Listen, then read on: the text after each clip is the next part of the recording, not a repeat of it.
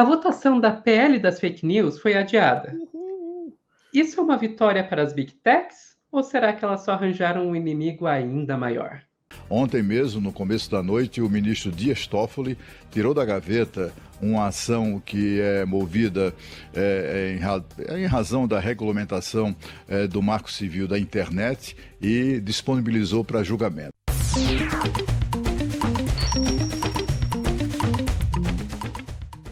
Eu espero que elas tenham arranjado um inimigo ainda maior, mas já vou guardar as coisas que eu tenho pra dizer. Esse assunto eu tremo, esse assunto eu fico na cadeira aqui. Não, eu fico muito feliz de estar aqui do lado do Kenji, lá do canal Normose, que ele fez um vídeo sensacional sobre a PL das fake news, que eu já deixo aqui recomendado para vocês assistirem, mas só se vocês quiserem. Mas aí, a gente está falando no caso aqui da PL 2630, né, o PL das fake news, que regularia as mídias sociais para reduzir discurso de ódio, fake news, etc. Ela iria ser votada essa semana, mas foi adiada a pedido do relator, que estava com medo de não passar. Mas e daí? Vai ficar sem regulação? Há quem diga que, na verdade, a regulação vai para o judiciário, que seria o STF que vai, aspas, legislar. Vamos ver. E ontem, a informação que eu havia apurado trouxe em primeira mão de que o Supremo Tribunal Federal ameaçava, digamos assim, legislar sobre a questão das fake news ou do combate às fake news. Olha, o dia nem sequer acabou e a notícia foi confirmada. Ontem mesmo, no começo da noite, o ministro Dias Toffoli tirou da gaveta uma ação que é movida em razão da regulamentação do Marco Civil da Internet e disponibilizou para julgamento. Agora, a presidente da Corte é que vai marcar a data do julgamento. Tá. A gente vai chegar até que ponto que faz sentido dizer que vai legislar, mas vamos com calma. Basicamente, o que eu queria trazer aqui, então, é que no dia 4/5, né, o Dias Toffoli, ministro do STF, resolveu desengavetar um julgamento que, em teoria, poderia ter o mesmo efeito. Da onde que chega essa ideia de que teria o mesmo efeito? Então, estou tirando aqui de uma reportagem do Igor Gadelha, lá no Metrópolis, que ele vai nos dizer que trata-se de um recurso extraordinário que discute a constitucionalidade do artigo 19 do Marco Civil da Internet. O Marco Civil da Internet, que é uma legislação anterior que nós já tivemos alguns anos atrás. Que o julgamento poderia ser usado como ponto de partida para determinar uma regulamentação das redes sociais. Como é que funcionaria isso? O que é esse artigo 19? O artigo 19 vai estabelecer que os provedores só são responsáveis por postagens ilícitas caso deixem de cumprir uma ordem judicial que determinasse a remoção do conteúdo. Então, tem uma postagem ilícita, a rede responde por ela? Não. O que aconteceria é que a rede só responderia por ela se a justiça mandasse tirar e a rede se recusasse.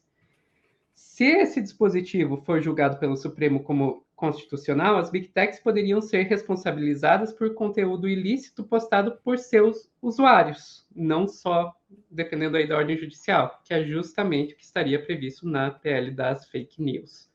Então é daí que vem essa ideia de que, ok, dependendo de como sair esse julgamento, poderia ter mais ou menos o mesmo efeito. Então, o que isso significaria? Que as Big Techs e os mentirosos, e quem diz que são os mentirosos não sou eu, é a Bia Kicis. Né? Infelizmente, né, a verdade é a seguinte, o mundo é cheio de mentiroso e mentira não é crime. Então, a Bia Kicis, que fala que mentir não é crime, as Big Techs e os mentirosos conseguiram enrolar o Congresso. Mas agora, será que vão conseguir enrolar o STF? A narrativa para isso já está pronta, né, Kenji? Imagina, o STF legislando, que já é uma coisa que é uma acusação que já é jogada há tempo para cima do judiciário, toda vez que algum avanço é feito com uma decisão do judiciário, vem essa história de que, ai meu Deus, eles estão legislando. Eu digo isso até porque eu faço parte da comunidade LGBT e a maior parte dos avanços para a nossa comunidade veio por decisões do judiciário, a gente sempre ouve isso. E ainda por cima, meu Deus, o STF está nos censurando. Então a narrativa já está pronta. A questão é, será que eles vão conseguir peitar? Aí eu vou parar, ficar quieto aqui e deixar o Kenji, que entende muito mais do que eu, falar. Primeiro de tudo, eu gostaria de dizer que eu não queria entender dessa pele da fake news e que a gente, criador, é obrigado pela maneira que as próprias Big Techs têm se comportado, né? Eu acho que, assim, tem uma tarefa gigantesca pela frente. É preciso tirar o pânico, primeiro de tudo, porque isso foi a primeira coisa que se estabeleceu e é preciso deixar bem claro. E é isso que eu tentei fazer com o meu vídeo, por isso que eu fiz o meu vídeo de 48 horas, fiquei lá acordado, tentando explicar argumento a argumento, de que o que aconteceu foi uma guerra de narrativas há poucos dias da votação para embaralhar mesmo o debate público, para deixar o debate público confuso. Foi distribuído conteúdo e tem um vasto estudo da NetLab, da UFRJ, mostrando que foi impulsionado conteúdo pelas corporações, pelas Big Techs, para as diferentes bolhas, com diferentes discursos. O próprio YouTube, todo mundo já está sabendo disso, se posicionou, e ele não pode fazer isso porque ele, como uma empresa de comunicação, se põe como uma rede neutra, e isso implicaria em ele ter que mostrar os dois lados, e ele se posicionou, ele impulsionou propagandas, porque a ideia é fazer bagunça. E o melhor jeito de fazer bagunça rápido é tirar da racionalidade e pôr o projeto para ser discutido no campo moral. Então é emocional. Então joga um monte de narrativa para todos os lados e o debate fica confuso. E aí eu acho que sim, é uma vitória parcial das Big Techs, é uma demonstração do poder dos algoritmos e da maneira que o lobby é feito. E como eu falei no meu canal, não precisa acreditar em mim, mas joga aí em qualquer buscador quais são as maiores empresas que fazem lobby no mundo hoje em dia, e você, por um acaso, vai encontrar a Google e a Facebook. E o que é o lobby? Pressão. A pressão que pode ser no campo do legal, e isso precisa ficar bem claro, porque as pessoas acham que lobby é só ilegal, mas é lobby no sentido da pressão pública, na pressão dos parlamentares, e isso claramente rolou, até porque, da semana passada para cá, um projeto que tinha 3 anos de discussão e que, por mais que recebeu emendas nas últimas semanas, era um projeto que estava resolvido e pacificado, inclusive com os votos. Em 4 dias mudou a narrativa, e o que me preocupa é que ele recebeu 90 emendas de projeto. Por quê? Porque a ideia é travar o projeto. Como é que o Orlando Silva vai conseguir organizar essas 90 emendas para não descaracterizar o texto? É um desafio. E para além desse desafio, tem o desafio da guerra de narrativas. Porque não é possível que a gente, tendo os fatos, tendo os artigos, tendo a pele na mão, deixe rodar as ideias de que é censura, de que é antirreligião e de que o poder do Estado não pode ter nenhum poder sobre regulação, quando, na verdade, isso significa dar todo o poder para as Big Techs. Porque se você lê a lei, falei isso no meu vídeo, estou falando isso em todas as vezes que eu falo, eu estimulo as pessoas, vá ver com os próprios olhos. Leia o projeto de lei. Mesmo com dificuldade do juridiquês, aí você pega por apoio com vários conteúdos e vai comparando. Não se deixa levar, porque sim, lei tem problemas? Tem problemas. A gente tem que discutir esses problemas? Tem que discutir esses problemas. Mas nenhum deles são os que são apontados pelas fake news que levam o debate para o outro lado. E essa guerra de narrativa precisa ser feita de uma maneira que não dependa de produtores independentes, de pessoas, de cidadãos como eu, como você, como todos os canais, como eu sei que foi um esforço tremendo das arrobas Tesoureiros, Jair, Miad Ferrer, no Twitter, ou do Orlando, puxando Sleeping Giants, puxando força-tarefa por si próprio. Só que qual é a força que essas pessoas têm diante de um debate público movido num site diretamente como a Google, como a gente viu que foi colocado na home da Google, um ponto de vista distorcido.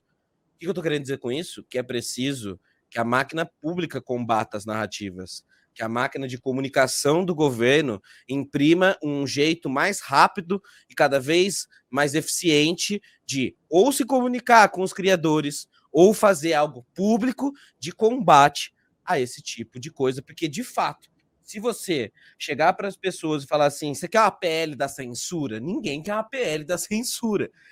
E essa PL é uma PL de combate a crimes. É uma PL que vai tirar da mão das Big Techs o poder de censurar. ela é uma PL, na verdade, anti-censura. Anti-censura das Big Techs, que hoje podem deletar um canal e não ter nenhum tipo de resposta sem ser a resposta automática. É que podem se colocar como neutras e não resolver crimes, como tem sido feito sistematicamente ao longo dos anos. E aí, só para fechar, porque eu já falei um montão, eu disse que eu estava me segurando na cadeira e ia acabar falando de monte. Para pensar, por que será que as Big Techs fizeram o mesmo tipo de lobby, o mesmo tipo de pressão nos países que têm esse tipo de lei, a saber, Austrália, Alemanha, França, em breve a União Europeia, a partir de 2024, e quando perderam, apesar de fazer os mesmos tipos de ameaça, saírem de alguns países, como foi no caso da Austrália, que saíram por 3 meses, elas voltaram e se adaptaram. Porque elas sabem que o lucro é tão gigantesco que não tem essa de sair do Brasil. O Brasil é um mercado gigantesco, mas elas vão sangrar até o fim para conseguir o máximo de lucro possível. É uma guerra de tensão. E se essa lei passar, sabe o que vai acontecer? As Big Techs vão gritar, vão gritar, vão gritar, vão gritar, como fizeram no Marco Civil de 2014, e vão se adaptar, continuando a lucrar bilhões, como já lucravam. Só que agora, dentro de resolver crimes de um lado e dentro de resolver a parte para criadores de conteúdo, de transparência e de crimes de ódio, que podem ser cada vez mais, com cada vez mais ferramentas para se esclarecer, complementando o Marco Civil. Então, assim, sei lá, me perdi, talvez eu tenha repetido algumas coisas, mas eu fico de novo com esse estímulo, assim. Não dá mais pra gente ficar caindo nos clickbaits, ficar caindo na guerra do pânico moral, na guerra do medo, que tomou todas as bolhas, inclusive bolhas de esquerda, que criaram chavões de PL da Globo, etc e tal, e não ir conferir com os próprios olhos, criar criticidade, se perguntar. Talvez uma coisa seja boa para esse momento, que isso deixou claro para os criadores de conteúdo que tomaram posição, como se toma essa posição, se é na base do medo, se é na base da ameaça, ou se é na base de mostrar fontes, de mostrar artigos, e que a gente tenha algum tipo de aprendizado nisso, porque, claro que educação digital seria o caminho melhor para a gente resolver essas questões, mas isso é um trabalho de longo prazo e a gente não vai conseguir fazer nada sem regular o poder de criar discurso de monopólio que tem as Big Techs nesse momento. Falei demais, foi mal, palestrei demais, eu me empolguei, desculpa, mas é isso. Ai. E YouTube não corta nosso alcance, porque se o projeto passar, a gente vai ficar sabendo. Tá? Então, assim, é isso.